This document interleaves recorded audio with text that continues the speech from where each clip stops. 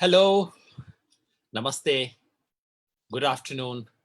Sunday है, 2 बजे का समय है, बातचीत का वक्त है। पिछले हफ्ते 10 दिन इनफैक्ट 2-3 हफ्ते से मैं ज़्यादातर समय केवल प्रशांत भूषण जी के बारे में बात कर रहा हूँ, क्योंकि वो इतना बड़ा केस है और हम सबका अटेंशन उस केस के ऊपर है। हम सब चाहते हैं कि उसके बारे में जानें और वो कल फिर आ रहा है। जैसा आपको पता है, tomorrow Monday first thing in the morning 10:30 the Supreme Court will give the final verdict on Prashant Bhushan जी's case. We will be live at that time once again. कल ध्यान रखिएगा, 10:30 बजे सुप्रीम कोर्ट अपना जजमेंट देगा। 10:30 से 11 बजे के बीच में कभी भी आ सकता है वो जजमेंट। हो सकता है थोड़ा सा 5-7 मिनट आगे आ जाए, क्योंकि कोर्ट की प्रोसीडिंग में सबसे पहले जजमेंट्स दिए जाते हैं, ऑर्डर्स इशू किए जाते हैं, उसके बाद और कुछ होता है। तो अगर ऐसा होता है तो आपको रिक्वेस्ट है कि आप 10:30 बजे ज्वाइन कीजिएगा। कल 10:30 बजे हम अपना दोबारा प्रोग्राम करेंगे और उसके बाद हम देखेंगे कि 10:30 बजे कितने बजे तक शुरू हो पाता है, कितने बजे तक ऑर्डर आ पाता है, ये चीज हम देखेंगे। लेकिन आज मैंने सोचा कि नहीं, अब सिर्फ प्रशांत भूषण जी के बारे में आज बात नहीं करेंगे। आज हम बात करेंगे उसकी जिसके बारे में लाखों स्टूडेंट सोच रहे हैं, लाखों पेरेंट्स जिसकी चिंता कर रहे हैं और जिसके बारे में मीडिया पिछले 8, 10, 15 दिन से बहुत ज़्यादा एंक्शियस है, बहुत चर्चा हो रही है, सोशल मीडिया पे बहुत डिस्कशन हो रहा है। ये सुशांत सिंह की बात नहीं कर रहा मैं।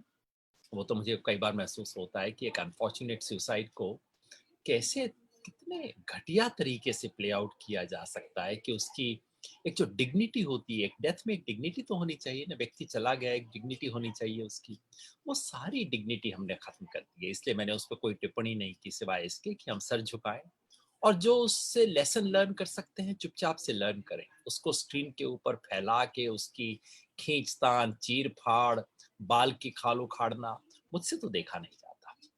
मैं बात करना चाहता हूँ एग्जाम्स की। एनईईटी के एग्जाम्स हों, जेईई के एग्जाम्स हों, यूनिवर्सिटीज के एग्जाम्स हों, यूजीसी के एग्जाम्स करवा रही है, इन सब एग्जाम्स में क्या पॉलिसी होनी चाहिए, इसके बारे में काफी चर्चा हो रही है और मैं आज आपसे इसके बारे में बात करना चाहता था। मुझे जो बात सबसे ज्यादा स्ट्राइकिंग लगी है for the last few days, it is share absence of policy thinking.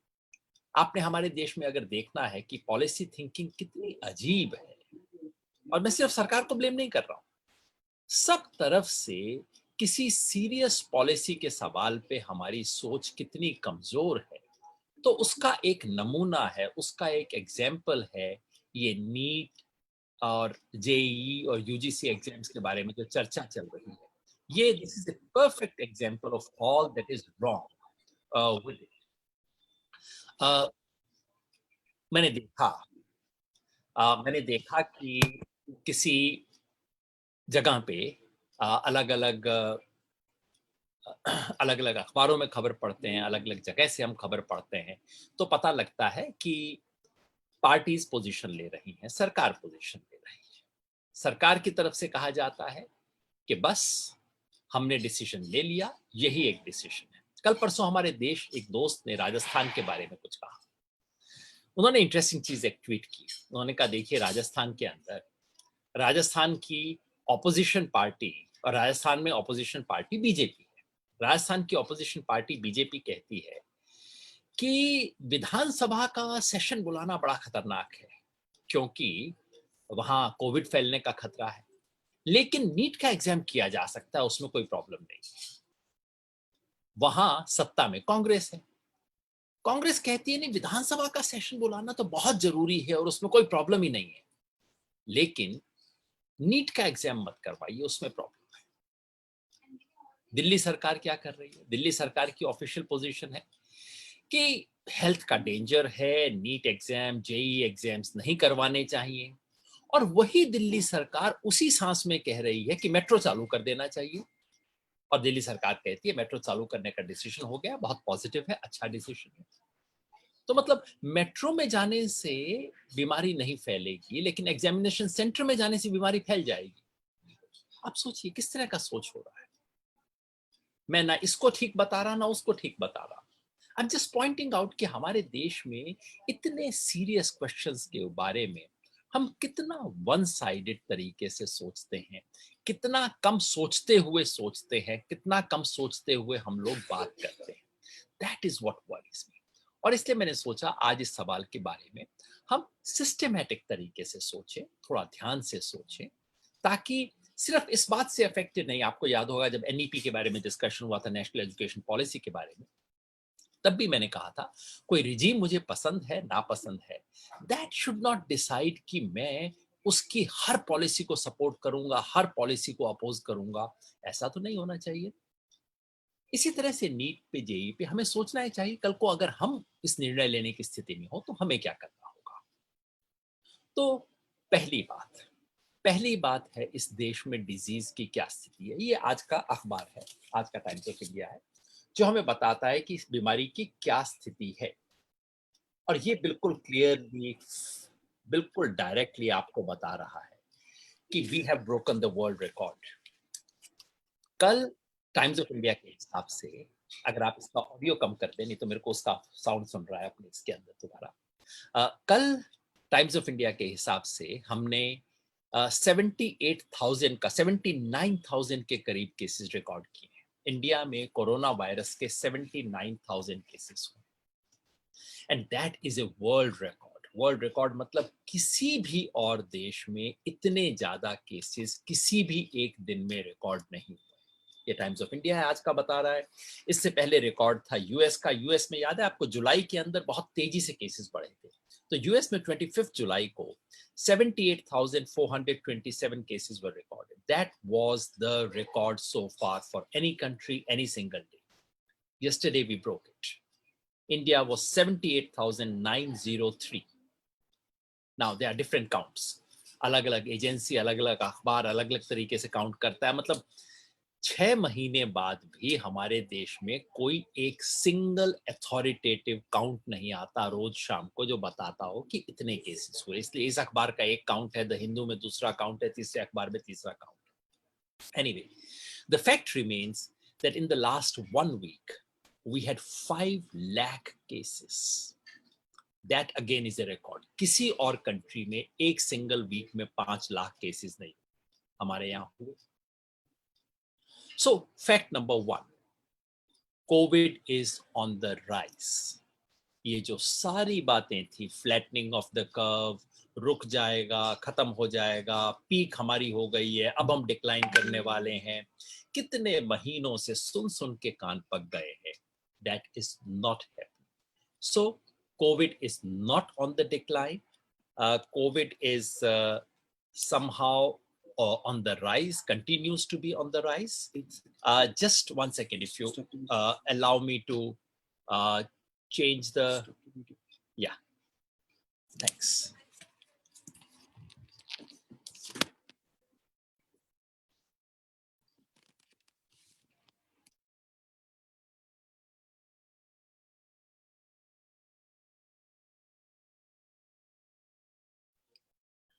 So I had to change the video. I hope that was not much of a problem. There was some difficulty, so I had to change the device. So I was saying, point number 1, COVID is here to stay. COVID is on the rise. COVID के cases बढ़ रहे हैं और ये जल्दी से अभी peak पे पहुंच के नीचे गिरने वाला है। इसका मतलब क्या है जेई के लिए, इसका मतलब क्या है नीट के लिए? दोनों मतलब है, दोनों साइड एक अपना अपना मतलब दिखाएंगे, लेकिन the fact is that we have two things which both need to be accepted right away. Number one, that COVID is not. So the first conclusion is that COVID का danger serious है, real है, पहले से ज्यादा है। लेकिन दूसरा इसी का मतलब ये भी है that COVID will be here even after 2 months. कोई कहते हैं कि भाई ये जो सारी चर्चा चल रही है ना कि इसको 1 महीने बाद, आज कोविड का खतरा है, आप इसको 1 महीने बाद कर लीजिए, 2 महीने बाद कर लीजिए। Now the fact is COVID is here to stay. Can we get rid of the other window as well? Can you just request them? We don't probably need the second window. Can you please remove that? Sorry, I'm not so familiar with these things. 1 minute. They've gotten rid of it. Should we Yeah. show So मैं दो निष्कर्ष इसके बता रहा था. पहला ये that COVID is on the rise. तो कोई ये कहे कि अभी खत्म हो गया है, अब खतरा पहले से कम है, that's simply not true. और दूसरा, अगर कोई ये कहे कि इतने समय में ठीक हो जाएगा, अब खत्म होने वाला है, अब तो ये हो गया, अब तो वो हो गया, that is also not true, because COVID is here to stay. Now, these are two uncomfortable realities that we have to live in. और उसके accordingly हमें अपना decision लेना है. यानी कि आज अगर प्रॉब्लम है तो प्रॉब्लम के साथ हमें डील करना होगा. सो मैं इससे निष्कर्ष जो निकालता हूं वो ये कि अगर हमें एग्जाम करने हैं तो एग्जाम कोविड के दौरान ही करने होंगे. Now that's a very sad conclusion, that's a very harsh conclusion. लेकिन ये जो हमने सोचा था कि कोई टाइम आएगा, हो सकता है सितंबर में आ जाए, हो सकता है अक्टूबर में आ जाए, जब कोविड खत्म हो जाएगा और उसके बाद एग्जाम कर लेते हैं, वैसा नहीं होने वाला है. Which is to say, we have to prepare mentally, physically, institutionally for the fact that COVID is here for the next 3, 4, 5, 6 months at least. अगर आप जनवरी में भी एग्जाम करवाएंगे तब भी कोविड रहेगा, जिसका मतलब है हमें एग्जाम्स उस वक्त ही करवाने पड़ेंगे. अब दो ऑप्शन है. पहला ऑप्शन ये है कि हम कहें कि ठीक है एग्जाम नहीं हो, एग्जाम के बिना हो जाए. कई एंट्रेंस हैं जो कि एग्जाम के बिना होते हैं, हो रहे हैं. Should we do that? My own view is that's not a good idea. That is not a good idea because ये जो एग्जाम्स, क्योंकि अलग अलग यूनिवर्सिटीज का, अलग अलग बोर्ड्स का मार्किंग का पैटर्न बहुत अलग अलग होता है. और ऑल इंडिया एग्जाम्स हुए ही इसलिए थे ताकि अलग अलग बोर्ड के बायस से हम बच सकें, ताकि एक ओवरऑल नेशनल स्टैंडर्ड इन चीजों का फिक्स किया जा सके. इसके लिए जरूरी है कि एग्जाम हो. सो मेरा अपना सेंस है कि कोविड बढ़ रहा है, लेकिन इसके बीच में एग्जाम होने होंगे, एग्जाम करवाने चाहिए. बिना एग्जाम के एंट्रेंस टेस्ट शायद नहीं होने चाहिए, क्योंकि उससे कुछ स्टूडेंट्स को फायदा हो जाएगा, दूसरों को नुकसान हो जाएगा. That's not a very fair. The real question is how do we do it. और मैं चाहता था कि देश में बहस इस पे हो. बहस इस पे नहीं होनी चाहिए कि एग्जाम हो या ना हो. एग्जाम बहस इस पे हो कि कब हो और कैसे. क्योंकि अगर एग्जाम नहीं होते हैं, अगर इस बार एंट्रेंस नहीं होते हैं, और obviously no student would want it, क्योंकि अगर एंट्रेंस एग्जाम होते नहीं है उसका मतलब ये होगा कि एक 0 ईयर चला जाएगा. और 0 ईयर जाने का मतलब है कि एक बैच के स्टूडेंट्स को चांस ही नहीं मिलेगा एडमिशन लेने का, या उन्हें अगली बार दूसरे बैच के साथ मिलके कॉम्पीट करना पड़ेगा. So double the number of students will be competing for the same number of positions. No one wants that. तो हमें सोचना ये चाहिए कि किस तरह से एग्जाम हो जिसमें फेयरनेस हो, इक्वालिटी हो, सेफ्टी हो. इन सब चीजों को ध्यान में रखना होगा. भारत सरकार कहती है कि हाँ, यही तो हम भी कहते हैं कि हाँ एग्जाम तो करवाना पड़ेगा, अब करवा लें आगे करवाने की बजाय. और करवाने का सबसे अच्छा तरीका हमने निकाल लिया है. सरकार कहती है हमने सारे सेफ्टी प्रिकॉशन ले लिए हैं, स्टूडेंट्स को जो प्रॉब्लम्स हो सकती हैं उसको सॉल्व कर लिया गया है. But is that true? मैंने ध्यान से देखा, स्टूडेंट्स की आवाज सुनी. एक अच्छी बात जो हुई है कि पिछले 8-10 दिन में मीडिया ने, जो आमतौर पे मुझे कई बार लगता है कि पब्लिक की प्रॉब्लम्स के लिए कोई स्पेस ही नहीं रहता मीडिया में. फार्मर्स की मैं देखता हूँ, फार्मर्स की आवाज तो आती ही नहीं है मीडिया में. मजदूरों की, जब तक वो सड़क पे आके पैदल नहीं चल रहे थे तब तक उनकी बात कौन सुन रहा था. लेकिन एटलीस्ट पिछले 8-10 दिन में ये एक अच्छी बात हुई है कि स्टूडेंट्स की आवाज आई है. स्टूडेंट्स को जो जो प्रॉब्लम आ सकती है वो प्रॉब्लम आई. और प्रॉब्लम्स क्या क्या है? प्रॉब्लम है हेल्थ की, कंसर्न है. और इतना ज्यादा देश में प्रचार हो गया है कि कंसर्न कई बार रियल से भी ज्यादा हो जाता है. सब लोगों को लगता है, जैसे था ना शुरू के दिनों में, ऐसा लगता था कि ये कोरोना नहीं HIV एड्स हो गया है, कि मतलब बस छुआ और मरे, ऐसा लगता था. अब उसका डर है, डर पूरे देश में फैल गया है. क्योंकि जिस तरह से हमने कोरोना का हैंडल किया, जो चीजें नहीं करनी चाहिए थी वो की, जो करनी चाहिए थी वो नहीं की. जो करनी चाहिए थी तैयारी, जो करनी चाहिए थी पब्लिक को कायदे की इंफॉर्मेशन, जो करना चाहिए था ट्रांसपेरेंसी, ये तो हमने किया नहीं। जो नहीं करना चाहिए था पूरा लंबा लॉकडाउन और एक डर फैला देना, डर फैल गया है। सो पहला कंसर्न स्टूडेंट्स का है हेल्थ का, now that's not the only concern. और पॉइंट ये है कि देश में बाकी सब चीजें तो हो रही है ना, दुकान खुल रहे हैं, मॉल्स खुल रहे हैं, मेट्रो खुल रहे हैं, अब रिलीजियस प्लेसेस को भी खोला जा रहा है, कुछ समय बाद पॉलिटिकल रैलीज के खुलने की भी चर्चा शुरू हो गई है। अगर ये सब चीजें खुल रही हैं तो भाई ऐसे में एग्जाम्स क्यों नहीं होंगे? शायद होंगे, लेकिन कंसर्न है, डर है। और डर ये है कि एग्जामिनेशन हॉल के बाहर जो इतने सारे पेरेंट्स आते हैं उसकी जो भीड़ जमा होती है उसका डर है। दूसरा कंसर्न उससे ज्यादा बड़ा है, वो है ट्रांसपोर्ट और ट्रेवल का। एग्जाम देने के लिए आपको बाहर जाना पड़ता है, पीजी एकोमोडेशंस काम नहीं कर रहे, नॉर्मल होटल्स वगैरह काम नहीं कर रहे, कैसे जाएं? और नॉर्मल पब्लिक ट्रांसपोर्ट काम नहीं कर रहा है, लोग कैसे जाएं, कहाँ ठहरें, कैसे एग्जैक्टली इसको हैंडल करें? मैं एग्जामिनेशन सेंटर्स की लिस्ट देख रहा था। जब लिस्ट देखा, दो तीन चीज मुझे स्ट्राइक की, जिन इलाकों को मैं थोड़ा पहचानता हूँ। जैसे पंजाब है, पंजाब में बहुत अच्छा है, पंजाब में अमृतसर है, जलंधर है, पटियाला है, लुधियाना है और बठिंडा है। तो रफली पंजाब में ऑलमोस्ट कोई जगह नहीं है जहां से आप 1.5-2 घंटे के अंदर सेंटर में नहीं पहुंच सकते। लेकिन राजस्थान, अब राजस्थान में 6, पंजाब में 5, राजस्थान जिसका साइज पंजाब से कम 4 गुना बड़ा होगा, हो सकता है उससे भी ज्यादा बड़ा हो, उस राजस्थान में सिर्फ 6 सेंटर हैं। बीकानेर, अब किसी को सूरतगढ़ से रायसिंह नगर से जाना हो बीकानेर, उसके लिए तो हो गया पूरा 8 घंटे का रास्ता, ओवरनाइट जर्नी हुआ करती थी गंगानगर वगैरह से। तो जोधपुर, अब किसी को जैसलमेर से आना है, बाड़मेर से आना है, उसके लिए जोधपुर आना कितना डिस्टेंस हो जाएगा। उदयपुर, अब कोई चित्तौड़गढ़ से आ रहा है, कहीं बहुत दूर से आ रहा है, वो कैसे पहुंचेगा? सो इतने कम सेंटर, सिर्फ 6। और सबसे बुरी चीज मैं देखता हूं बिहार में, पूरे बिहार में सिर्फ 2 सेंटर, गया और पटना।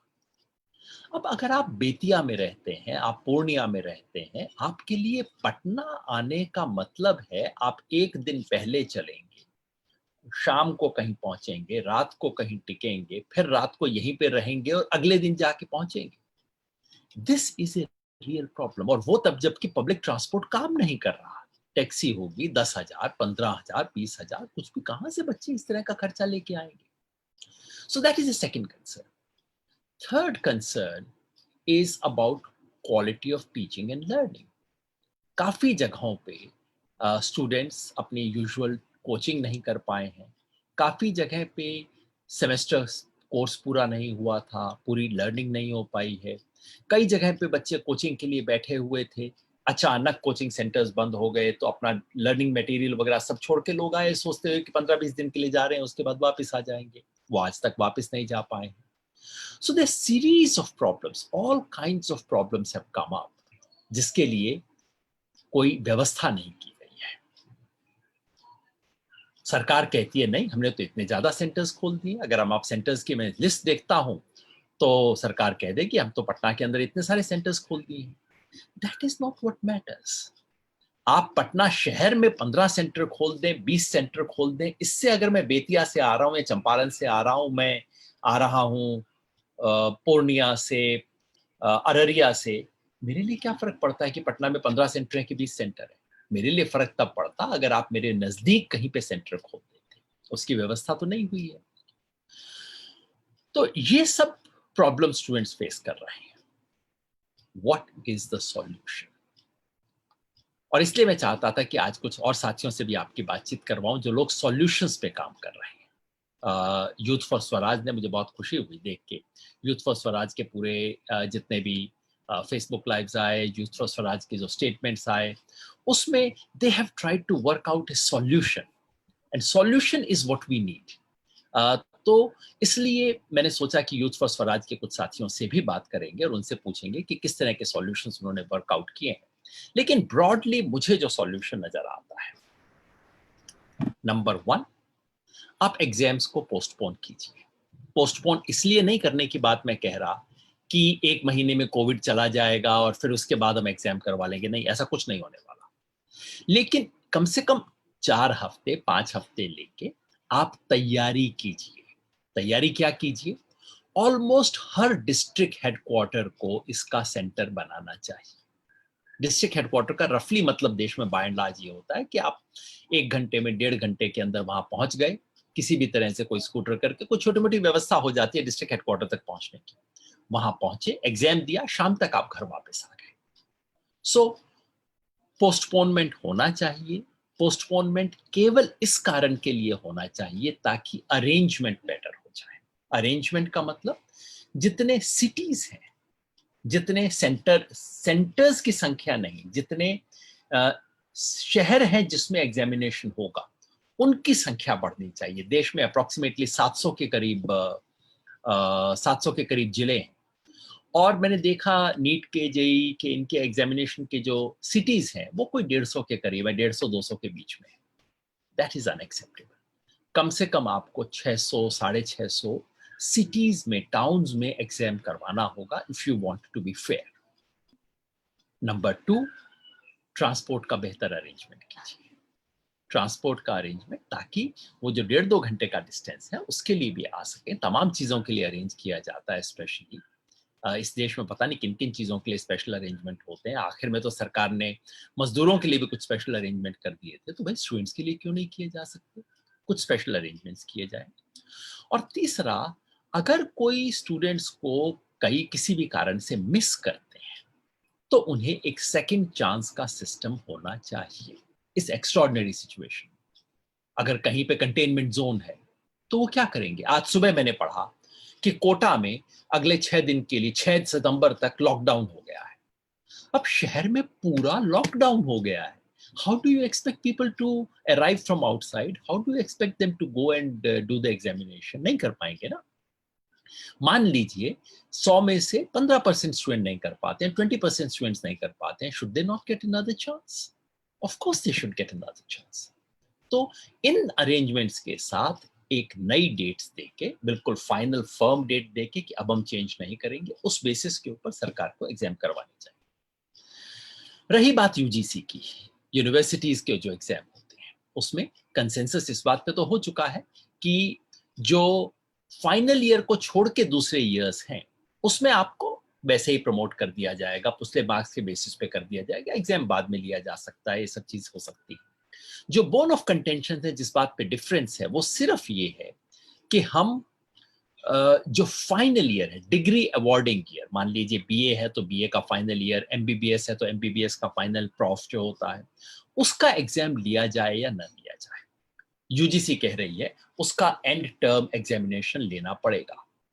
एक मायने में बात समझ आती है कि आप डिग्री देते वक्त उसे हल्के तरीके से ना दें, लेकिन कंसिडरेशन क्या है?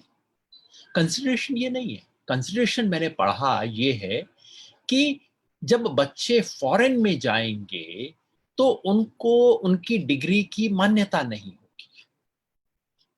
और दूसरा ये कि डिले हो रहा है, हमारे बच्चों को विदेश में एडमिशन नहीं मिलेगा। अब जो विदेश जाना चाहते हैं उनसे मेरी कोई शिकायत नहीं है, आप कीजिए, बिल्कुल आपका अधिकार है। लेकिन मेरे देश का यूनिवर्सिटी सिस्टम में इतने बड़े चेंजेस किए जाए इसलिए कि उसके आधा परसेंट स्टूडेंट, शायद आधा परसेंट भी नहीं होंगे, 0.01% स्टूडेंट्स उसके फॉरेन जाना चाहते हैं, इसके लिए बाकी 99.9% बच्चों के शेड्यूल को बदला जाए, उनके सिस्टम को चेंज किया जाए? ये तो कोई मतलब नहीं बनता है। If they suffer that's sad, but then they will have to suffer. Policy उसके लिए बनानी चाहिए जो 99% स्टूडेंट्स हैं उनके लिए पॉलिसी बननी चाहिए। बाकी 1% के लिए कोई स्पेशल रिलैक्सेशन, कुछ और चीजें हो सकती हैं। एक तो ये कहना गलत है कि फॉरेन यूनिवर्सिटीज को रिकॉग्नाइज नहीं करें, क्योंकि उस तरह के एंड टर्म एग्जाम्स तो सब जगह होते ही नहीं। आईआईटीज और इन सब ने अपने रिजल्ट डिक्लेयर किए हैं, उन्होंने कोई एंड टर्म एग्जाम थोड़े किए। इनके पास मिड सेमेस्टर एग्जाम्स थे, दूसरे तरीके थे असेस करने के, तो दूसरे तरीकों का इस्तेमाल कीजिए। तो ये कहना कि एकदम एंड टर्म एग्जाम अभी करवाने पड़ेंगे, ये तो बात सही नहीं है। इसमें भी दूसरे एग्जाम्स की तरह थोड़ा सा टाइम लीजिए, रीशेड्यूल कीजिए और थोड़े बेहतर अरेंजमेंट्स कीजिए। जैसे दिल्ली यूनिवर्सिटी जैसी जगह जो जहां पूरे देश भर से स्टूडेंट्स आते हैं, वहां एक बेटर सिस्टम किया जा सकता था, किया जाना चाहिए था। लेकिन दिल्ली यूनिवर्सिटी ने क्या किया है, ऑनलाइन एग्जाम्स देने शुरू किए। Online exams are very unfair to disadvantage students. अब दिल्ली यूनिवर्सिटी के बच्चे हैं, कोई इस टाइम जम्मू में बैठा है, कोई बच्चा इस टाइम तमिलनाडु के किसी गांव में है, कुछ बच्चे नॉर्थ ईस्ट में वापस जा चुके हैं। हर एक के पास वाईफाई नहीं है। हमारे दोस्त आए हैं, बताएंगे, यूथ फॉर स्वराज वालों ने एक बहुत अच्छा स्टेटमेंट निकाला जिसके अंदर बताया था कि क्या क्या प्रॉब्लम्स हैं। देश में 1/4 घरों में इंटरनेट का किसी भी तरह का एक्सेस नहीं है, ना फोन का ना लैपटॉप का कोई एक्सेस है ही नहीं। So in that situation how do we expect it to work? Online exams are very unfair for students who come from disadvantaged background, those who come from villages, those who come from remote areas. Light नहीं है, 8-8 घंटे 10-10 घंटे light नहीं रहती है गांव में, बच्चा वहां पे फंसा हुआ है student. How do expect them to do it? और दिल्ली यूनिवर्सिटी ने जब करवाए ऑनलाइन एग्जाम, इतनी परेशानी हुई स्टूडेंट्स को, इतना एंजाइटी। यूनिवर्सिटी ने एक विंडो दिया था आधे घंटे का, इसके अंदर आपको अपलोड करना है। किसी को 35 मिनट हो गए, किसी का नेट वहां पे स्लो था, हर तरह की प्रॉब्लम होती है। नेट बहुत अच्छी चीज है, लेकिन उसको मैंडेटरी जब आप बनाते हैं, फिर तो आपको इंश्योर करना चाहिए कि हर जगह बराबर एक्सेस हो नेट का, जो कि नहीं है इस देश के अंदर। So to my mind online exams are not the right way to go forward. आपको, अगर आपकी यूनिवर्सिटी का कैचमेंट एरिया छोटा है, स्टूडेंट्स वहां आके एग्जाम्स दे सकते हैं, उनको बुलाइए, उनके लिए हॉस्टल में स्पेशल अरेंजमेंट्स करवाइए, उन दिनों के लिए उनको ठहरने की व्यवस्था दीजिए और उनका एग्जाम करवाइए। एक्स्ट्राऑर्डिनरी सिचुएशन है तो आप स्टूडेंट्स पे एक्स्ट्राऑर्डिनरी डिमांड सिर्फ मत कीजिए, आप भी एक्स्ट्राऑर्डिनरी अरेंजमेंट्स कीजिए, ये बेहद जरूरी है। और अगर वो नहीं हो सकता तो फिर उनकी पिछले सेमेस्टर की परफॉर्मेंस के बेसिस पे, मार्च के महीने तक मिड सेमेस्टर कोई अगर टेस्ट हुआ था, कोई असेसमेंट हुआ था, किसी तरह के असाइनमेंट्स मिले थे, उसके बेसिस पे उनको मार्क्स दीजिए। और कुछ भी नहीं तो पिछले सब सेमेस्टर्स की एवरेज निकाल के मार्क्स दीजिए। ऐसा कुछ करना होगा। सैडली, अनफॉर्चुनेटली हमारे यहाँ इस तरह की बड़ी पॉलिसी डिसीजंस जो हैं वो बिल्कुल इसमें फंस जाते हैं, तू मैमे में फंस जाते हैं। ऑपोजिशन को लगता है कि अपोज तो हमें करना ही करना है, और सरकार को लगता है एक डिसीजन ले लिया अब ये तो ठीक है, और इसके बारे में ऊट पटांग तक बस अब तो मतलब एक ईगो का सवाल बन जाता है ना, सब हमने डिसीजन ले लिया अब हम चेंज कैसे कर सकते हैं। और हमारे एजुकेशन मिनिस्टर किस किस तरह के आर्ग्यूमेंट देते हैं, कहते हैं साहब इतने स्टूडेंट्स ने एडमिशन फॉर्म जो है, एडमिशन कार्ड डाउनलोड कर लिया, इसका मतलब वो एग्जाम देना चाहते हैं। अरे भाई, एग्जामिनेशन तो हर कोई देना चाहता है, और एडमिशन कार्ड तो इसलिए डाउनलोड करेंगे क्योंकि वो किए बिना उनको पता भी नहीं लगेगा कि उनका सेंटर कहाँ आ रहा है। Is it convenient to them, is it not convenient to them? और अगर कन्वीनियंट नहीं भी है तब भी वो मरता क्या ना करता कुछ तो करेगा। सो एडमिशन कार्ड डाउनलोड करना तो कोई भी नहीं है। फिर ये कहते हैं हमने इतने परसेंट स्टूडेंट को उनका फर्स्ट प्रेफरेंस का सेंटर दे दिया। अब आप ही बताइए, what does first preference mean? अगर मैं भागलपुर में रहता हूँ और मेरा सेंटर आया है गया, मेरे पास दैट्स द ओनली ऑप्शन है, तो मुझे आपने फर्स्ट प्रेफरेंस दे दिया, लेकिन फर्स्ट प्रेफरेंस इतना खराब है मेरे लिए, is that a good preference? First preference कहने का मतलब नहीं। सरकार इस तरह की एक बिल्कुल अड़ियल पोजीशन में आ गई है, इसलिए हम सब लोगों की जिम्मेवारी बनती है कि हम एक सेंसिबल सही पोजीशन लें, इस बात को ठीक से लोगों के सामने रख सकें और एक कंसिस्टेंट कोहेरेंट पोजीशन इस सवाल पे लें। मैं ये बात आपसे शेयर करना चाह रहा था। आपके सवाल होंगे, आप सवाल जरूर भेजिएगा, मगर इस बीच हमारे साथ कई साथी जुड़े हुए हैं और मैं उनको लेना चाहता हूँ। हमारे साथ जाह्नवी हैं और अंकुर हैं। तो मैं अंकुर को देख पा रहा हूँ, जाह्नवी को अभी मैं वीडियो पे नहीं देख पा रहा हूँ। जी अंकुर, अगर आप अपना फोन, अपना ऑडियो अनम्यूट करके बताएं कि आप कहाँ हैं and what do you think, what आपको क्या प्रॉब्लम्स हो रहे हैं एक स्टूडेंट के बतौर, और क्या होना चाहिए? हेलो सर, मैं अभी नहीं, अंकुर, आपकी मैं आवाज नहीं आ रही, यूआईएलएस। आप अभी भी आवाज नहीं आ रही है हेलो। आपकी। आप स्मार्ट डिवाइस छोड़ दीजिए, बिल्कुल सिंपल तरीके से वो डिवाइस को कान से निकाल दीजिए। मैं भी कई बार करता हूं, बिल्कुल old technology is a better hello. Technology. सबको छोड़ हेलो। के सिंपल मुंह से बोलिए। हाँ, हेलो सर, अब ठीक है, आवाज आ रही है आपको? Sorry sorry, I can't hear you Ankur, I can't still here you. तब तक हम जाह्नवी से पूछते हैं। जाह्नवी अगर अपनी बात रखना चाहें, और मेरे पास जो मैसेजेस आ रहे हैं कोई क्वेश्चंस आ रहे हैं। जी जानवी, तब तक आप अपने आप को अनम्यूट कीजिए। आपकी आवाज भी मैं सुनना चाह रहा था और आपकी बात भी सुनना चाह रहा था। Hello sir. आपकी आवाज आ रही है जी। So yes. जी, तो सबसे पहले तो आपने बात की कि कुछ हफ्तों तक डिले करना चाहिए जेईई एंड नीट का entrance exam.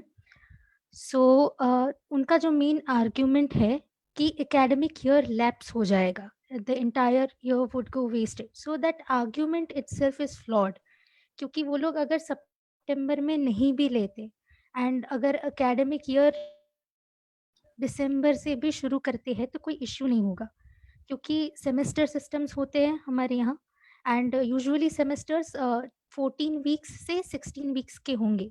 So if you begin even from 1 दिसंबर तो आपका पहला सेमेस्टर 15 अप्रैल तक हो जाएगा, 2 हफ्तों में आपके एग्ज़ाम्स हो जाएंगे। और उसी तरह से दूसरा सेमेस्टर विथ एग्ज़ाम्स 31 अगस्त तक कंप्लीट हो जाएगा एंड आप 1 सितंबर 2021 से नया एकेडमिक ईयर शुरू भी कर सकते हो। तो उनका जो प्राइमरी आर्ग्यूमेंट है वही फ्लॉड है।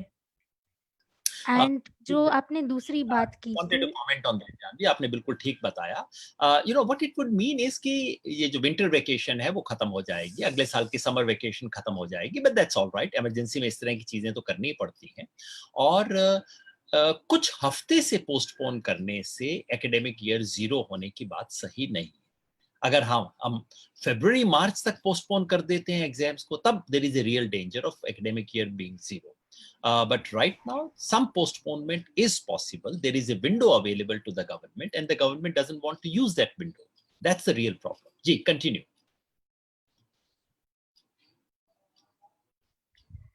एंड सर आपने जो बात करी कि इंटरसिटी सेंटर्स हैं but number of cities have not been increased, तो उसका कुछ डेटा मेरे पास है। जेडब्ल्यू मेंस में उन्होंने ऐसा दावा किया है कि हमने 570 से 660 सेंटर्स को बढ़ा के नंबर कर दिया है एनडीए की गाइडलाइंस में।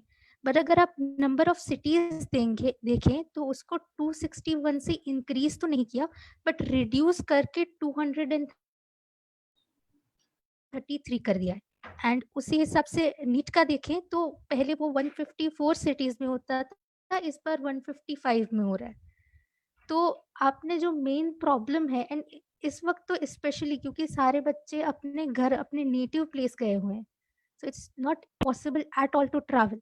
एंड जो बात हुई कि हेल्थ कंसर्न्स, तो इसमें मैं एक चीज़ ये ऐड करना चाहूँगी कि बच्चे सिर्फ अपनी हेल्थ के लिए कंसर्न नहीं है, घर में पेरेंट्स होते हैं, घर में ग्रैंड पेरेंट्स होते हैं, सो दैट गिल्ट के probably I could risk the life of my own loved ones. तो वो रिस्क शायद अपनी लाइफ से भी ज़्यादा बुरा लगता है कि ठीक है अपनी लाइफ तो ठीक है, बट अपने पेरेंट्स और ग्रैंड पेरेंट्स को कैसे रिस्क में डाल दें।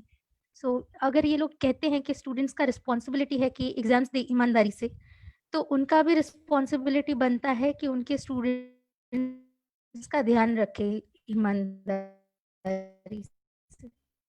I'm glad you mentioned it, Janvi. आपने डेटा इसका बताया, क्योंकि that's important to realize कि सिर्फ नंबर ऑफ सेंटर्स से फर्क नहीं पड़ता है, नंबर ऑफ सिटीज से फर्क पड़ता है। Number of cities has gone down. You are speaking from Gujarat, I know. अब आप, मैंने गुजरात के सेंटर्स देखे। गुजरात में वहाँ अहमदाबाद है, वडोदरा है, सूरत है, वहाँ उस इलाके में कई, तो सेंट्रल गुजरात और साउथ गुजरात में कई, लेकिन पूरे सौराष्ट्र में सिर्फ राजकोट मुझे दिखाई दिया। अब बताइए कोई कच्छ से आए और उसको राजकोट आना पड़े, I mean what kind of distance are we talking about? This is huge, this is impossible. ये करना तो कोई तुक नहीं बनता इस तरह की चीजों का। और अनफॉर्चुनेटली इन बातों को बहुत स्ट्रेट फॉरवर्ड तरीके से सरकार रख नहीं रही है। I am glad you put it that way. और ये जो हेल्थ रिस्क वाला है, उसमें मेरा सिर्फ इतना ही कहना है Janvi, I understand that, but you see the sad part is that the health risk may be higher in October than it is today. It may be even higher in November, क्योंकि unfortunately सरकार transparent नहीं रही है। हमारे को पहले प्रधानमंत्री ने कह दिया मुझे सिर्फ 21 दिन दे दीजिए, कि सुना था, याद है वो इतना सुंदर डायलॉग उन्होंने दिया था, बस 21 दिन दे दीजिए। पूरे देश ने मान लिया कि भाई अब तो खत्म होने वाला है। फिर उसके बाद में आना शुरू हुआ, एक बार आया था कि 16 मई तक केसेस खत्म हो जाएंगे। And this was a planning commission member who was saying these things. All that nonsense has now disappeared. And unfortunately, no one is even willing to share elementary projections with us. कि भाई अब से 2 महीने बाद क्या situation होगी, 4 महीने बाद क्या होगी. अगर नहीं पता तो ये बता दीजिए, हमें नहीं पता कि क्या होगी.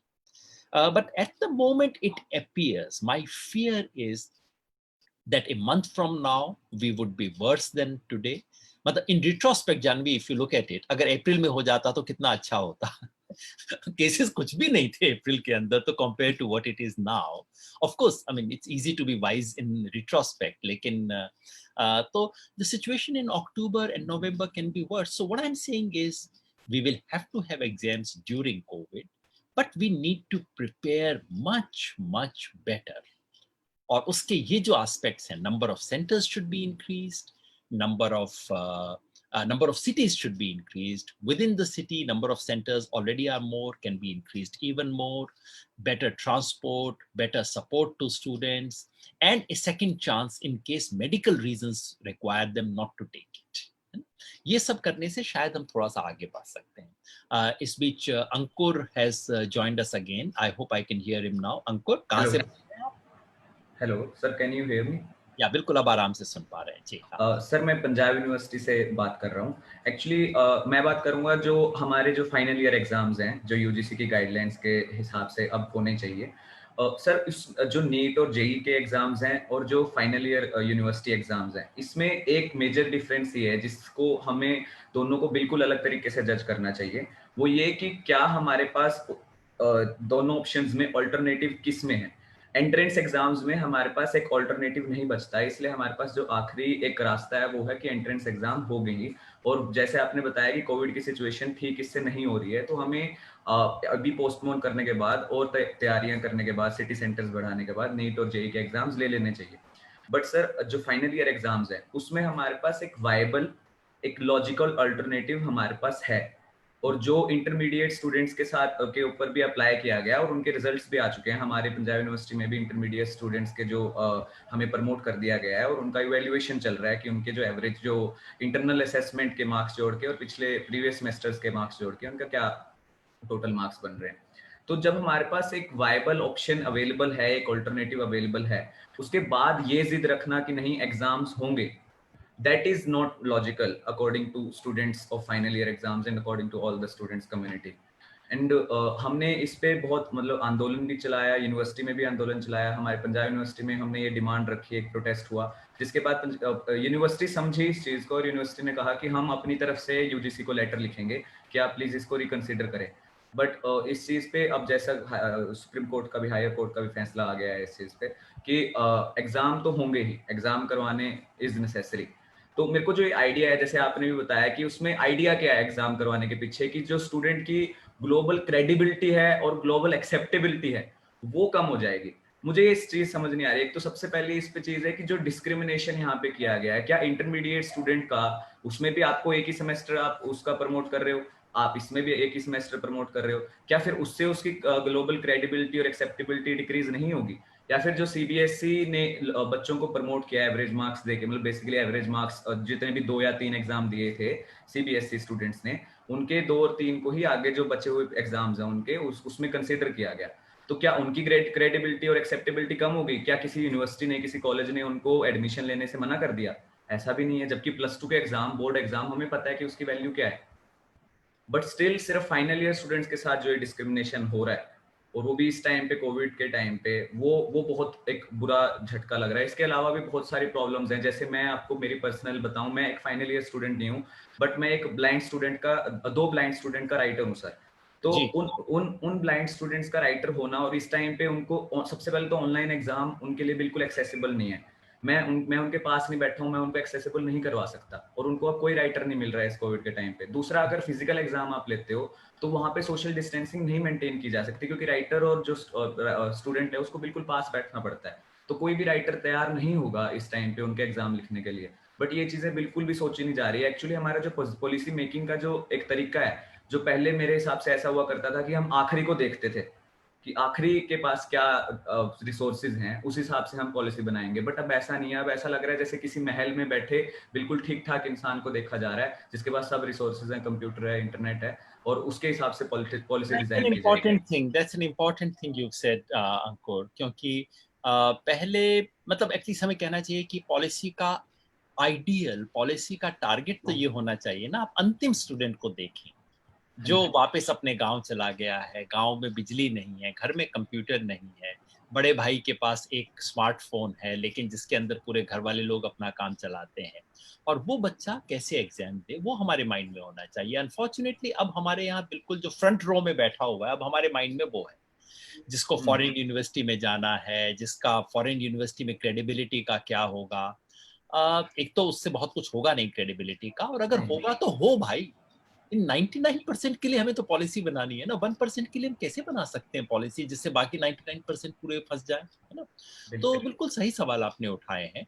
और ये जो ऑनलाइन वाला तो बिल्कुल बहुत गरीब स्टूडेंट्स के साथ धोखा है, ये तो ऑनलाइन एग्जाम्स करवाना और ऑनलाइन टीचिंग भी जो हो रही है, ऐसे कैसे टीचिंग करते हैं। अब एक परिवार है, पूरा परिवार एक कमरे में रहता है, आप उस कमरे में उस बच्चे से एक्सपेक्ट करते हैं कि वो एक कमरे में जहां बाकी परिवार के लोग भी हैं, वो बच्चा अपनी ऑनलाइन क्लास करेगा।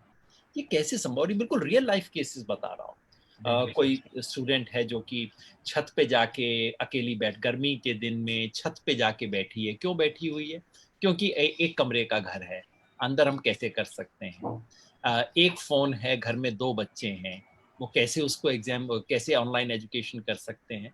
तो हमारे देश में ये जो डिजिटल डिवाइड है, ये जो सारा मामला इंटरनेट को access, is basically about being rich and poor. और ये जो डिजिटल डिवाइड है इतना बड़ा है, और अनफॉर्चुनेटली ये डिजिटल डिवाइड जो है ये इसमें बहुत ज्यादा दिखाई दे रहा है।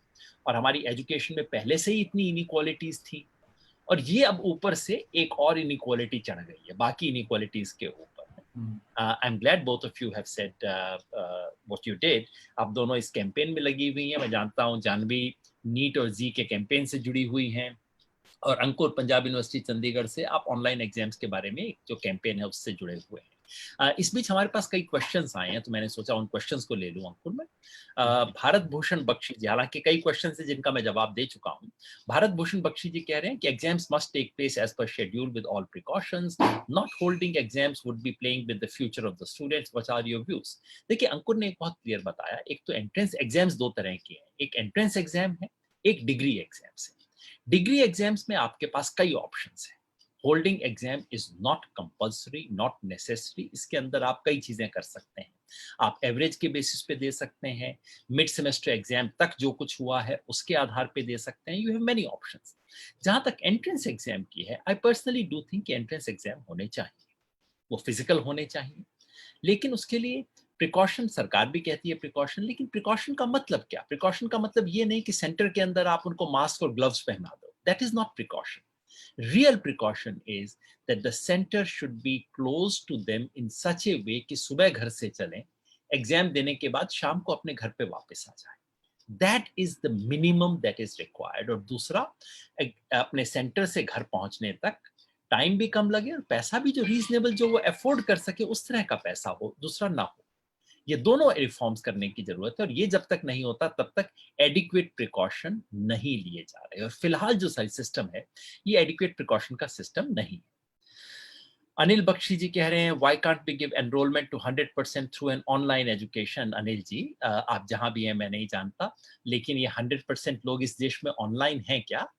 आप इसमें सरकार के खुद का डेटा देखिए, स्टैटिस्टिक्स दीजिए। Janvi, if you have statistics about what is the percentage of access to internet in our country, please do share it, क्योंकि आप लोगों ने इसको तैयार किया था, I know, and I read it and it was so valuable for me to learn। तो आप ही बताइए इस देश में इंटरनेट, क्योंकि हमारे अनिल बख्शी जी कह रहे हैं कि 100% बच्चों को ऑनलाइन एजुकेशन दे दी जाए। Is that possible? Sir, so the thing is कि we हाँ so the thing is कि we actually usually connect online education with internet, but there are many various factors that would come into play। जैसे electricity हो गया, तो most basic thing.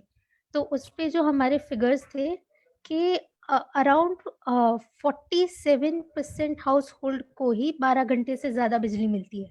मतलब 53% house holds में 12 घंटे से ज़्यादा बिजली भी नहीं है। तो वो पहला पॉइंट हो गया। अभी जहाँ तक बात है डिवाइसेस की, तो जैसे आपने भी बोला कि बहुत सारे बच्चे, मतलब 2-3 बच्चे अगर घर में हैं एंड अगर आप जॉइंट फैमिली में हो तो कज़िन्स भी होंगे, तो उतने बच्चों के बीच में डिवाइसेस कितने हैं? सो लगभग 15% रूरल हाउसहोल्ड्स में ऐसे डिवाइसेस की सुविधाएँ उपलब्ध होती है and So you're in saying only 15% of rural households have something by which they can get online education yes ना, और वो एंड भी अगर एक घर में एक स्मार्टफोन हो गया तो मान लिया जाएगा कि हाँ भाई है, घर में चाहे हाँ, 3 बच्चे हाँ। हो, कुछ भी हो, दैट्स द रियलिटी। जी। जी, एंड इस चीज़ में फिर हमारे जो प्री एग्जिस्टिंग डिविजन्स हैं, जो जेंडर के बेसिस पे होते हैं, वो भी इंटरवीन करेंगे कि घर में अगर एक ही डिवाइस है, तो वो किसको मिलेगा? तो वो यूजुअली बड़े भाई को मिलेगा। जी। So that would also intervene, and that shows in statistics as well कि in 2019 67% of men had access to internet, while that figure was only 33% for women. So हम्म। ये जो डिजिटल डिवाइड की बात की जा रही थी, तो हमारा एक सब्जेक्ट हुआ करता था कॉलेज में, डिस्कवरिंग इंडिया। जी। तो वहाँ पर हम ये चीज़ डिस्कस करते थे कि जितने भी नए डिवाइड्स आए हैं, ये ऐसा नहीं है कि कंप्लीटली न्यू डिवाइड्स है, they pile up on pre existing divides. तो ये जो है, ये चीज़ें भी हमें ध्यान में रखना ज़रूरी है। एंड जहाँ तक बात है, एक और इंटरेस्टिंग स्टैटिस्टिक्स था। अ, हम इतने टाइम से डिजिटल इंडिया की बात करते हैं, तो सरकार का एक्सपेंडिचर, एक्चुअल एक्सपेंडिचर क्या है डिजिटल इंफ्रास्ट्रक्चर पर? तो उस एक्सपेंडिचर को पिछले साल 2019-20 में 604 करोड़ था, उसको 2020-21 में घटाकर 469 करोड़ किया गया है। Absolutely, this is the reality of the country कि हमारे पास डिवाइसेस है नहीं, इलेक्ट्रिसिटी, मतलब एक तो फिजिकल डिवाइसेस नहीं है, इलेक्ट्रिसिटी नहीं है, इंटरनेट कनेक्टिविटी नहीं है, और सरकार ने अपना खर्चा तो कम कर दिया था बढ़ाने की बजाय इन चीजों पे। तो ये जो हम सोच लेते हैं ना कि जिन लोगों में हम रह रहे हैं, वाईफाई है, घर में 3 कंप्यूटर हैं, भाई के पास अलग, बहन के पास अलग, पूरे घर में वाईफाई है। This reality is a reality for not more than 10% of India. 90% of India is outside this. They are not completely outside mobile phones. Mobiles बहुत लोगों के पास हैं, लेकिन मोबाइल में स्मार्टफोन होना, कनेक्टिविटी, इंटरनेट कनेक्टिविटी होना और उससे ऑनलाइन एजुकेशन ले सकना, this is true of a very small minority. I wanted my friends to bring this out. I'm very happy that they did. Saurabh Thakur पूछ रहे हैं, जिस स्टूडेंट को कोरोना है वो क्या करे? आमतौर पे तो इन बड़े एग्जाम्स में ये होता है कि भाई अगर आप बीमार हैं तो कोई बात नहीं, अब क्या किया जा सकता है, आप अगले साल एग्जाम दीजिए। लेकिन इस साल एक स्पेशल प्रोविजन करने की बहुत जरूरत है, because this is not a regular situation, this is a very special situation. और अगर आप या तो स्टूडेंट को कोरोना है, या घर कंटेनमेंट जोन में है, या जो सेंटर है वो लॉकडाउन जोन में आ गया है, all kinds of situations can happen. This is a very very special situation, और उसके लिए कोई स्पेशल अरेंजमेंट होने चाहिए।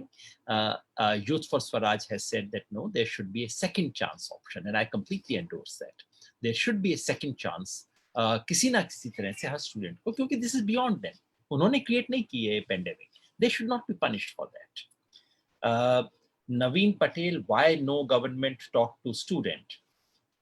आप सही पूछ रहे हैं, कई राज्य सरकारों ने सवाल उठाए हैं स्टूडेंट्स वाले, लेकिन केंद्र सरकार ने स्टूडेंट्स के साथ ठीक से बात नहीं की है। और जब एजुकेशन मिनिस्टर ये कहते हैं कि एडमिशन कार्ड डाउनलोड कर दिया, इसका मतलब वो एग्जाम चाहते हैं, दैट्स वेरी सैड। एक सीनियर मिनिस्टर को इस तरह की हल्की बातें नहीं कहनी चाहिए। कोई स्टूडेंट क्या करेगा?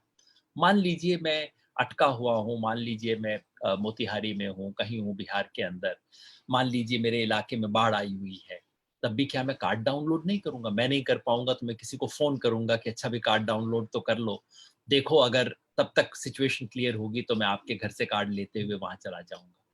Card downloading doesn't prove anything. This is just sad that the minister uses such statistics. Shyam Maurya कहते हैं क्या इस साल का एग्जाम खत्म हो जाना चाहिए? नहीं श्याम भाई, कोई भी नहीं कह रहा कि एग्जाम खत्म हो जाए। जहां जो डिग्री वाले हैं उसमें डिग्री के बावजूद प्रमोट करने का, बिना एग्जाम के प्रमोट करने के रास्ते हो सकते हैं। लेकिन जहां एंट्रेंस एग्जाम है, खत्म मत कीजिए, लेकिन उसको प्रॉपर प्रिकॉशन के साथ कीजिए। अभी प्रिकॉशन काफी नहीं है। Somali Gupta, online exams are very unfair for the underprivileged. Is it true? Yes, Somali ji, that's exactly the point we have made. That's exactly the point my friends have been making. And if you have any doubts, please look at what's happening in Delhi University. Delhi University is doing online exams, and they have been very bad examples of how to do exams. So we need to change that. प्रियम राज पूछ रहे हैं sir gloves पहनने के लिखने में नहीं बनता तो OMR कैसे फिल होगा? जी ये बिल्कुल इश्यूज हैं. these issues ought to be resolved. I'm not an expert on these things कि ग्लव्स पहनने से लिखने में OMR शीट के ऊपर लिखने में कुछ प्रॉब्लम आएगा नहीं आएगा. पर अगर आप पूरे देश में इतना बड़ा एक्सपेरिमेंट कर रहे हैं, so it has to be pilots करने पड़ेंगे, try out करना पड़ेगा. You have to be absolutely sure that it works. Has all that been done? I don't know. I'm not sure all that has been done. Ramchandran Panthera D पूछ रहे हैं योगेन जी, is there anybody in the country who really wants to solve the problems facing the common man, whether it is the problem faced by students or other problems faced by poor and middle class? Ramchandran ji, let us not complain about others. You and I should be the persons doing it.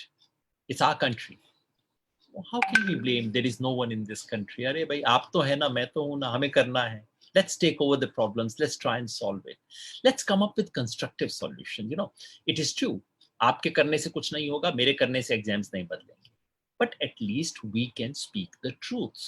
At least we can take a reasonable position. At least if we oppose something, we can offer an alternative. ये तो कर सकते हैं ना. At least ये तो हम शुरू करें. रामनिवास यादव जी कह रहे हैं सुरक्षा तो ऐसी है कि MP, MLA या मंत्री भी नहीं बच पा रहे, तो छात्र कैसे सुरक्षित रहेंगे? ये बात सही है. The disease is spreading. सच बात तो ये कि हमारे देश में सब कुछ उल्टा हुआ है. जिस समय देश में प्रॉब्लम नहीं था, उस टाइम सब लोग ऐसे घर में बंद करके बैठे हुए थे जैसे प्लेग फैल गया हो. और अब जबकि इतनी तेजी से फैल रही है डिजीज, अब लोग बाजार के अंदर ऐसे घूम रहे हैं जैसे मेला लगा हुआ. So yes, something is wrong. लेकिन क्या उसके कारण हम सब चीजों को बंद करके रख सकते हैं? कितने समय तक बंद करके रखेंगे? अब पार्लियामेंट खुल रही है एंड आई वेलकम इट. 14 सितंबर से पार्लियामेंट का सेशन शुरू हो रहा है. असेंबलीज में बातचीत शुरू हो गई है. कोर्ट के लॉकडाउन खोलने की बात शुरू हो गई है at least, and I welcome that as well. इसी तरह से हमें एग्जाम्स की तरफ भी मूव करना होगा. So the debate is not whether exams should take place or not. The debate should be how exactly do we do them, where, when, how, with what protection, what precautions. That is what the debate should be about. Shyamala Vanarasi ji पूछ रही हैं, what are the numbers and available facilities all over the country? What are the local options? Is it not sufficient? Shyamala ji, अभी हमारी साथी जानवी ने बताया आपको the numbers, if you mean number of facilities in terms of cities. So basically, only in about 1/3 of the district headquarters of the country is testing facility available. That's not all. इतना तो minimal होना चाहिए ना कि अगर मेरे district में नहीं तो मेरे से बिल्कुल जो एडजेसेंट डिस्ट्रिक्ट है उसमें अवेलेबल हो. That is currently not the case. In so many cases, test center is 300 kilometers away. Rajasthan में तो easily you can say 500 kilometers away. इतना दूर दूर centers हैं. तो how can it be fair to the students? So yes, the number of facilities are, there are facilities in the sense कि अगर सचमुच करवाना चाहते हैं तो आपको फैसिलिटीज तो मिल सकती हैं, कॉलेजेस हैं, सब जगह पे. मगर आपको उनको इक्विप करना होगा, उनमें सिक्योरिटी प्रिकॉशंस का चेक करना होगा, काफी कुछ करना होगा. So the government needs to do a lot more by way of preparation. That has not happened, और उसकी जिम्मेवारी अब स्टूडेंट्स के ऊपर डाली जा रही है. प्रणव कश्यप पूछ रहे हैं, what is the reason for conducting exams? Why is it so necessary for government? Do you see any coaching mafia influence on the government? Pranav भाई, मैं ऐसा इमीडिएटली रीड नहीं करता, क्योंकि कोचिंग इंस्टीट्यूट्स को किससे फायदा है इसके बारे में दोनों तरह की रीडिंग्स हो सकती हैं. एग्जाम्स करवाना सरकार चाहती है, आई understand that. Specially entrance exam करवाना चाहते हैं, आई understand that. I think it should be a preferred option. अगर बिल्कुल ही कोई ऑप्शन ना बचे तब आप 12th के मार्क्स के बेसिस पे कर सकते हैं, लेकिन that system is so rigged कि वो एक फेयर सिस्टम नहीं है. No one believes that that is a fair system. So we should get it done. The problem is how exact. तो इसलिए सरकार अगर कहती है कि एग्जाम करवाना चाहिए, आई अंडरस्टैंड. सरकार कहती है कि 0 ईयर नहीं होना चाहिए, I completely agree with the government. We should not have a 0 year. लेकिन ऐसा जैसा जानवी ने अभी बताया, अगर आप दिसंबर में भी शुरू कर देंगे इस सिस्टम को, इस पर्टिकुलर एकेडमिक ईयर को, तब भी आप अगले साल आते आते तक गाड़ी को दोबारा पटरी पे ले आएंगे. आपको विंटर वेकेशन कैंसिल करनी पड़ेगी, समर वेकेशन कैंसिल करनी पड़ेगी. अब हो गई ना इतनी लंबी वेकेशन, 6 महीने की वेकेशन सब लोगों को मिल गई है. So let's be done with it now. Now forget the next few vacations, bring it on. But so there are ways. As yet it is not true कि अगर सितंबर में एग्जाम नहीं हुआ तो पूरा एक साल वेस्ट हो जाएगा. That is not a correct situation of the government. क्षितिज चौहान, मेरे फ्रेंड के अपार्टमेंट में 2 लोग पॉजिटिव आए हैं और वो वहाँ रेंट से रहते हैं. उनका एग्जाम है 1 सितंबर को, बट उसे जबरदस्ती क्वारंटाइन कर दिया गया है नेगेटिव होने के बाद भी. ऐसे कई किस्से हैं, क्या किया जाए? Absolutely Kshitij, you are right, this is happening all over the country. आप अपने फ्रेंड का बता रहे हैं हु इज नेगेटिव, लेकिन चूंकि उसके अपार्टमेंट में 2 लोग पॉजिटिव हैं तो उसको क्वारंटाइन कर दिया. Now it is not his fault. He should not lose a chance to sit in the entrance exam simply because of this. So we have to think of a second option. A second chance has to be given. Siddhi Swaraj पूछ रहे हैं, one argument is that private universities have started. If there is further delay in Z NEET, students of government universities will be at disadvantage. Please shed light on this. That's not quite true, Siddhi. कुछ private engineering colleges शुरू हो गए हैं, क्योंकि हकीकत ये है कि आजकल इंजीनियरिंग कॉलेज में एडमिशन लेने वाले बहुत कम लोग होते हैं और उसकी वजह से वो प्राइवेट इंजीनियरिंग कॉलेज जो भी मिलता है उसको पकड़ के एडमिशन दे देते हैं और अपना शुरू कर लेते हैं. उससे आपके रीजनल इंजीनियरिंग कॉलेज पे, आपके IITs पे कोई असर नहीं पड़ने वाला है. People still want to go there. और मेडिकल कॉलेजेस में people prefer the public medical colleges. Private medical colleges तो लास्ट ऑप्शन होते हैं. So it is not that people will go to private colleges and government institutions will suffer. No, that's not going to happen. People will wait for the public engineering colleges, public medical colleges. People will wait for them. And as we have seen, a couple of months of delay is not going to cost us the entire year. That is what we have understood. Somali Gupta ji पूछ रही हैं, what is the alternative. Somali ji, पिछले कुछ समय से, पिछले आधे घंटे से हम ऑल्टरनेटिव्स के बारे में ही डिस्कशन कर रहे हैं कि ऑल्टरनेटिव्स हो सकते हैं. जो डिग्री एग्जामिनेशंस हैं उसमें ऑल्टरनेटिव ये हो सकता है कि आप सेमेस्टर की अब तक की परफॉर्मेंस के बेसिस पे उनको एक मार्क्स दे दें, प्रमोट कर दें. और जो एंट्रेंस एग्जाम है उसमें ऑल्टरनेटिव ये है, थोड़ा सा डिले करके स्ट्रक्चर्स, इंफ्रास्ट्रक्चर को बदल के आप exams. These were the questions. I would still want a last word from both of my colleagues. Ankur, इसके बारे में फाइनली आप क्या कहना चाहते हैं? पंजाब यूनिवर्सिटी चंडीगढ़ से आप हैं, आपने देखा है क्या एंग्जाइटीज हैं, क्या कुछ हो रहा है. आपकी सरकार से क्या रिक्वेस्ट है, अपनी यूनिवर्सिटी से क्या रिक्वेस्ट है, गवर्नमेंट से क्या रिक्वेस्ट है आपकी? सर, जो रिसेंट सुप्रीम कोर्ट का ऑर्डर आया है उसमें एक्चुअली इस ऐसे सिचुएशन में हम फंस गए हैं जो फाइनल ईयर स्टूडेंट्स हैं, जिससे और डिले होगी. मतलब उन्होंने कहा कि स्टेट गवर्नमेंट के पास पावर है कि वो पोस्टपोन कर सकते हैं, उस पीरियड के लिए कैंसिल कर सकते हैं डिजास्टर मैनेजमेंट एक्ट के अंडर, बट वो बिल्कुल प्रमोट नहीं कर सकते स्टूडेंट्स को और एक डिग्री नहीं दे सकते हैं उस चीज़ पर. तो जिसकी वजह से जो डिले है, अब मैं आपको UBS हमारे सर एक डिपार्टमेंट है, एक पूरी पंजाब यूनिवर्सिटी में इकलौता वो डिपार्टमेंट है जहाँ पे बच्चों के पैकेजेस लगते हैं और उनके मतलब उनका बिजनेस स्कूल वो करने के बाद उनकी नौकरी लग जाती है. उनको कंपनीज डिग्री नौकरी देने के लिए तैयार है, पैकेजेस देने के लिए तैयार हैं, वो सिर्फ वेट कर रहे हैं कि कब हमें डिग्री मिले. और कई स्टूडेंट्स उसकी वजह से जॉब लूज कर रहे हैं. मतलब ये नुकसान हो रहा है एक्चुअली में. जो नुकसान वो बोल रहे हैं क्रेडिबिलिटी से, बाहर यूनिवर्सिटी में एडमिशन नहीं मिलेगा, जॉब नहीं मिलेंगे, ऐसा कुछ नहीं है. कंपनीज तैयार हैं जॉब देने के लिए, क्योंकि आखिरी सेमेस्टर से आप पूरा जितने पिछले 3 साल आप उसको इवेल्युएट नहीं कर सकते, सिर्फ एक आखिरी सेमेस्टर से.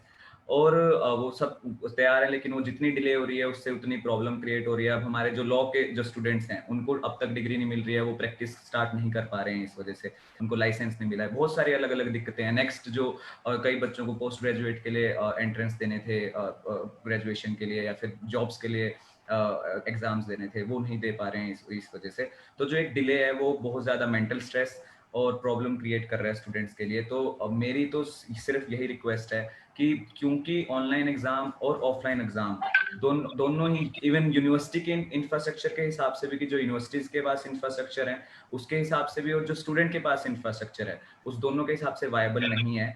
तो यूजीसी को इस चीज को रिकंसीडर करना चाहिए, क्योंकि अब ये फिर से एक डिस्प्यूट खड़ा करने वाली बात है कि एक स्टेट फिर कैंसिल कर देगी, वो फिर पोस्टपोन कर देगी, वो दिसंबर तक पोस्टपोन हो जाएगा, कुछ नहीं पता। फिर वो आखिरी में जिसको नुकसान होना है वो स्टूडेंट ही है। और इसको इंटरनल असेसमेंट जो है 6 महीने की, पिछले 3 महीने की एमएसटी वगैरह जो होते हैं उसके हिसाब से, और जो पिछले प्रीवियस सेमेस्टर्स के जो मार्क्स हैं उसके हिसाब से एक रिजल्ट प्रिपेयर करना चाहिए। उसके बाद एक provisional list, merit list create करनी चाहिए।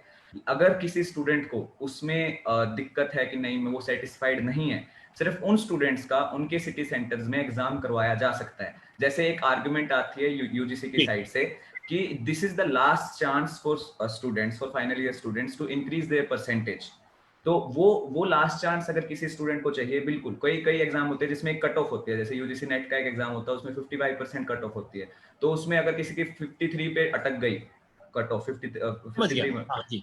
तो वो नहीं दे पाएगा। तो उनको वो लास्ट चांस बिल्कुल देना चाहिए, बट वो बहुत कम स्टूडेंट्स होंगे, वही 1-2% के लिए आप पूरी पॉलिसी डिजाइन नहीं कर सकते। तो बहुत कम स्टूडेंट हो गए, उनको सिटी सेंटर के एग्जाम देने के लिए ऑप्शन देना चाहिए। This should be the policy, this is our demand. बहुत बढ़िया। And about NEET and JEE, what's your final thought, Janvi?